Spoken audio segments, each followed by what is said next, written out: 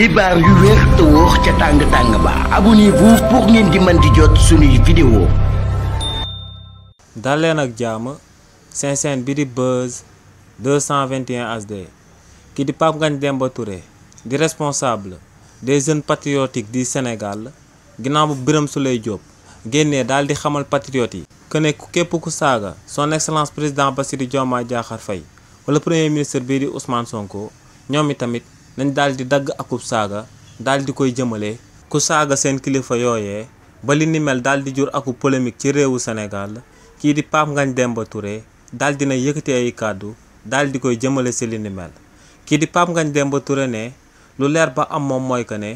kii di Birame Souleye Diop taxawaay bi nga xam ne moom la amoon daal di koy jëmale ci loyauté bi mu am ci son excellence président Bassirou Diomaye Diakhar Faye ak premier ministre am bii di Ousmane Sonko depuis ba muy nekk administrateur du parti ba tey mu daal di nekk vice président des structures et de la coordination du conseil national ne taxawaay boobee la continuer daal di am ne lu leer ba am moom mooy que ne kookee di Birame Souleye Diop kàddu yu mu yëkkati woon daa sone woon sonnette d'alarme bi daal di xamal partisan wu parti bii di Pastef que ne dañoo war a daal di taxaw temm nekk ay bouclier ci son excellence président Bassirou Diomaye Diakhar Faye ak premier ministre am bii di Ousmane Sonko ba ñooñee képp ku leen song ci saa si mu daal di am akub effet boomerang buy ñëwaat si sa jëmm